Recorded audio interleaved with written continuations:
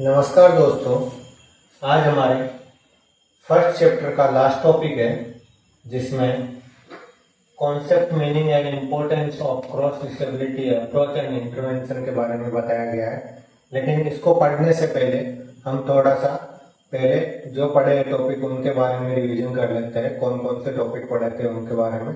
तो जो first chapter था उसमें फर्स्ट जो टॉपिक था वो था इंट्रोडक्शन ऑफ डिसेबिलिटी। डिसेबिलिटीज के बारे में बताया गया था कि डिसेबिलिटी क्या होती है, इम्पायरमेंट क्या होता है, हैंडीकैप क्या होता है, इनकी डेफिनेशन क्या है, इनका रिलेशन क्या है, उसके बारे में बताया गया था। सेकंड टॉपिक था पीडब्ल्यूडी एक्ट। पीडब्ल्यूडी एक्ट कब लागू किया था, कब उसका गठन हुआ था, उसके बारे में बताया गया था। तो और उसमें कुल कितने अध्याय थे, उसमें कितने डिसेबिलिटीज को इन्वॉल्व किया गया था, उसके बारे में बताया गया था। पीडब्ल्यूडी 1995 में उसका गठन किया गया था और 1996 में उसको लागू किया गया था। लेकिन उसमें 7 डिसेबिलिटीज को इन्वॉल्व किया गया था। उसके साथ साथ उसमें टोटल 14 अध्याय थे जिसमें जो भी डिसेबिलिटी से रिलेटेड नियम, अधिनियम उस एक्ट में लागू किए गए थे उनके बारे में पूरा विवरण दिया गया था। उसके बाद हमने पढ़ा था RPWD act, right to person with disability के बारे में 2016। उसमें क्या कब लागू किया गया था, ये कब उसका गठन हुआ था। ये आरपीडब्ल्यूडी एक्ट है वो पीडब्ल्यूडी एक्ट का ही एक रिनोवेट पार्ट है जिसमें पीडब्ल्यूडी एक्ट को ही मॉडिफाई करके बनाया गया था। उसमें टोटल 21 डिसेबिलिटीज को इन्वॉल्व किया गया था तथा उन डिसेबिलिटीज के बारे में बताया गया था। और इसके बाद आया था एनटीए, नेशनल ट्रस्ट एक्ट।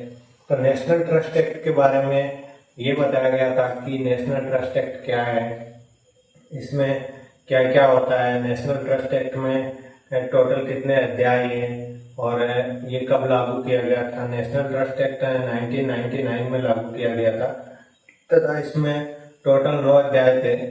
जिन अध्यायों में ये बताया गया था कि जो विकलांगजन है या दिव्यांगजन है या जो भी अक्षम व्यक्ति है उन व्यक्तियों के ऊपर कौन कौन सी संस्थाएं कार्य कर सकती है तथा उन संस्थाओं को कार्य करने के लिए कहाँ पंजीकृत कराना पड़ेगा, यदि पंजीकृत कराना है तो उनके लिए क्या क्या नियम कानून कायदे होंगे और उनको कहाँ से उनको मान्यता प्राप्त होगी, उसके बारे में कंप्लीटली डिटेल में बताया गया था। उसके बाद था कि जो डिसेबिलिटीज है उनको कैसे रोका जाए, क्या क्या कारण है, कॉजेज, प्रिवेंशन, प्रिवलेंस और उसकी क्या क्या जो डिसेबिलिटीज डेवलप होती है उसके कारण क्या थे तथा उनको कैसे रोका जा सकता है।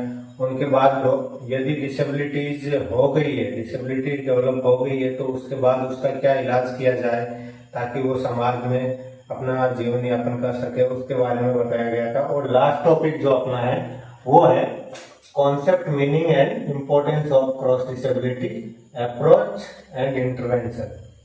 तो आज हम इस टॉपिक के बारे में डिस्कस करेंगे कि क्रॉस विकलांगता का अर्थ एक स्वतंत्र तरीके से रहने वाले केंद्र के संबंध में कि केंद्र विकलांग व्यक्तियों का प्रतिनिधित्व करने वाले व्यक्तियों को स्वतंत्र जीवन यापन सेवा प्रदान करे।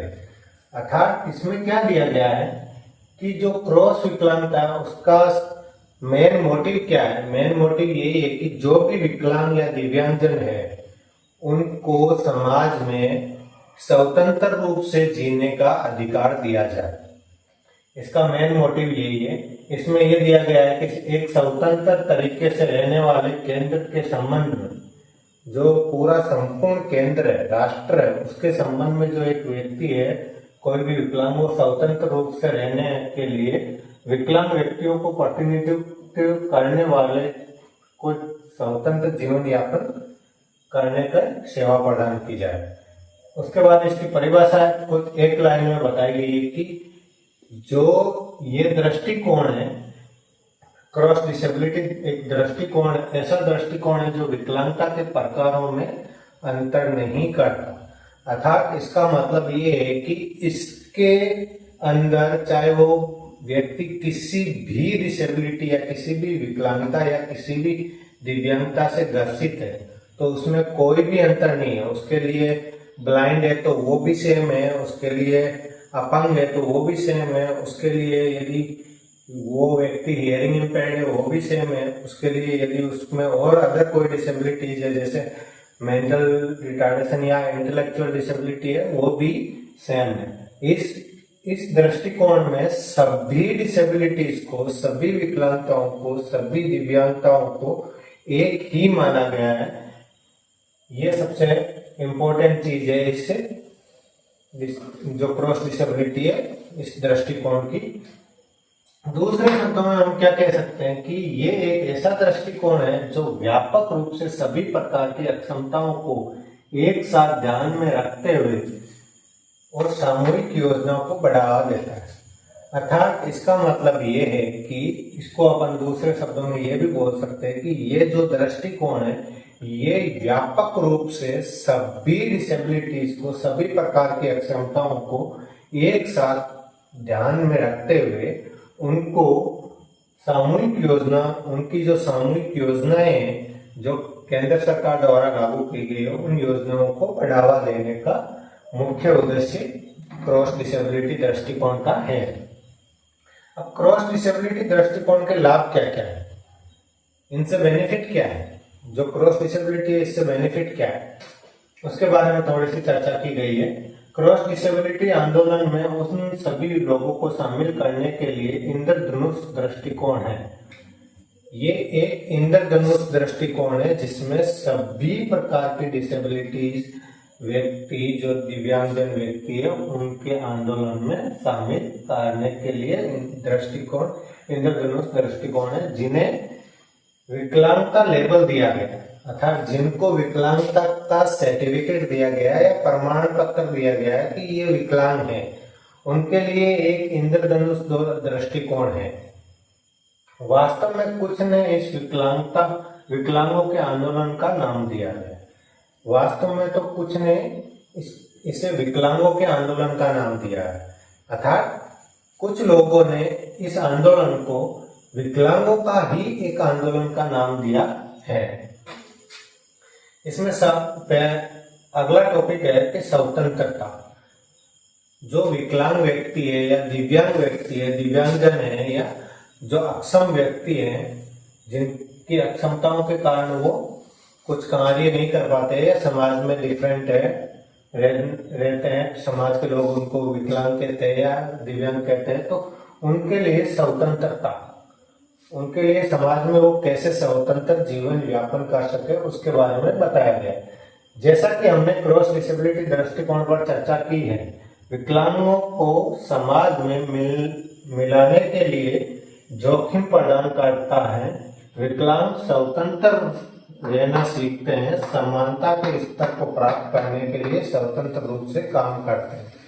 अर्थात इसमें क्या दिया गया है कि जो विकलांगों को समाज में मिलाने के लिए यानी कि समाज में इन्वॉल्व करने के लिए ये सबसे बड़ा जोखिम प्रदान करता है, यानी कि उनको इन्वॉल्व कराता है समाज में कि भाई तुम समाज का एक हिस्सा हो, तुम भी सामान्य व्यक्तियों की तरह समाज का एक हिस्सा हो, उनको इन्वॉल्व कराता है तथा विकलांग स्वतंत्र रहना सीखते हैं। उससे जो विकलांग व्यक्ति है जो पहले समाज से कटते जाते हैं वो व्यक्ति भी समाज में इन्वॉल्व होने लगते हैं और समाज का एक हिस्सा बनने लगते हैं।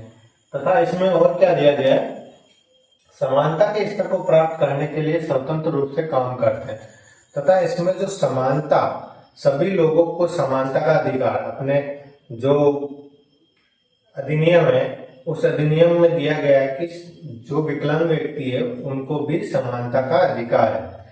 जो अपना जो संविधान बना है, संविधान में हमें एक अधिकार दिया गया है कि सभी को समानता का अधिकार है, चाहे वो छोटा हो, चाहे बड़ा हो, चाहे वो किसी भी जाति का हो, चाहे किसी भी धर्म का हो, सबको भारत में रहता है उनको समानता का अधिकार है। उसी प्रकार इसमें भी यही बताया गया है कि उन सबको समानता के अधिकार की तरह समान स्तर को प्राप्त करने के लिए स्वतंत्र रूप से कार्य करने का भी मौका मिलेगा। वो चीज काम करते हैं या कार्य करते हैं। अगला पूर्ण नागरिकता। जब ये दृष्टिकोण डेवलप नहीं हुआ था, उससे पहले उनको पूर्ण नागरिक नहीं माना जाता था समाज में। उनको विकलांग नागरिक माना जाता था, या पूर्ण नागरिक यानी कि प्रॉपर एक नागरिक नहीं माना जाता था। इसमें दिया गया कि पूर्व में विकलांग व्यक्तियों को पूर्ण नागरिक नहीं माना जाता था, क्योंकि वे विकलांगता के कारण समाज का सक्रिय हिस्सा नहीं थे।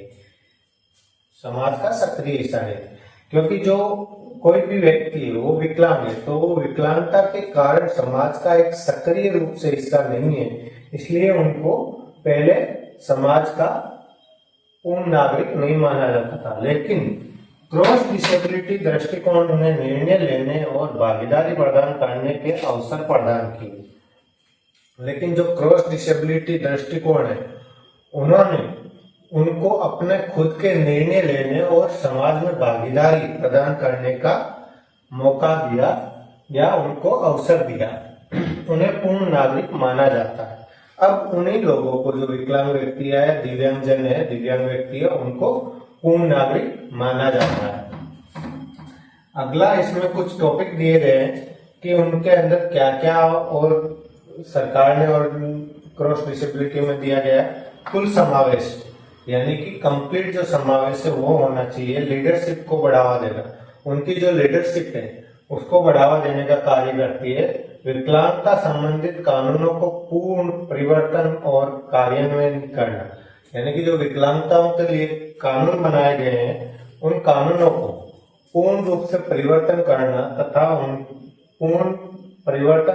उनको कार्यान्वयन तथा कार्य यानी कि उनको समन्वय में लाना, यानी कि अर्थात उनको एक जो क्रियान्वित करते हैं, क्रियान्वित करना या कार्यान्वयन करना। अगला है कार्यक्रम जीवन को बढ़ाने के लिए, और ये गरीबी और बेरोजगारी को कम करता है। जो कार्यक्रम जीवन है या कार्य करने के लिए जीवन को बढ़ावा देना, ताकि उसमें उन लोगों में गरीबी और बेरोजगारी भी कम हो।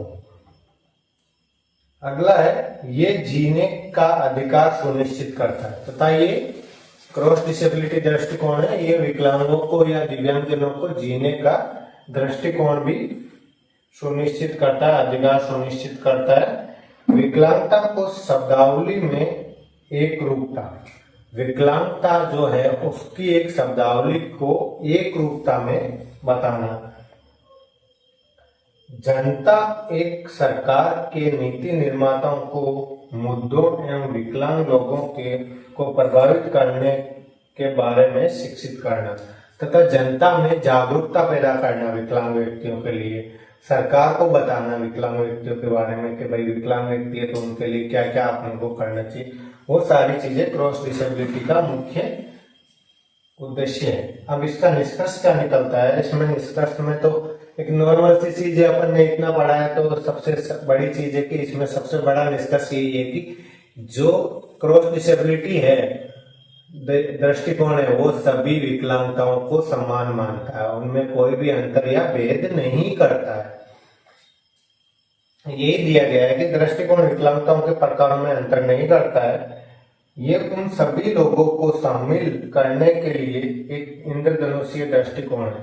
ये भी अपन ने पहले पढ़ा था कि ये जो है वो एक इंद्रधनुषीय दृष्टिकोण है जो सभी विकलांग व्यक्तियों को सम्मिलित करने का कार्य करता है, जिन्हें विकलांगता का लेबल दिया गया, जिनको विकलांगता का लेबल दिया गया उन लोगों को। कुल मिलाकर हम कह सकते हैं कि ये एक सुनहरा दृष्टिकोण है जिसके द्वारा हम समावेश तथा सामान्यीकरण के अपने लक्ष्य तक पहुंच सकते हैं और समानता के अधिकार का संरक्षण संभव कर सकते हैं। इसका मतलब हम टोटली एक लाइन में बोले तो ये कह सकते हैं कि इसने बहुत अच्छा एक रास्ता प्रदान किया है दिव्यांगजनों को या विकलांगजनों को कि आपका कंप्लीट समावेश कर सके और उनका सामान्यीकरण कर सके, ताकि उनका जो लोगों का लक्ष्य होता है वो उन लक्ष्य तक पहुंच सके और उनको समानता का अधिकार मिल सके, ताकि जो समानता का अधिकार दिया गया है उसका संरक्षण हो सके। तो आज के इस टॉपिक में हमने विकलांगों के बारे में जो क्रॉस डिसेबिलिटी अप्रोच दृष्टिकोण के द्वारा जो जो बताया गया था उसके बारे में डिस्कस किया है।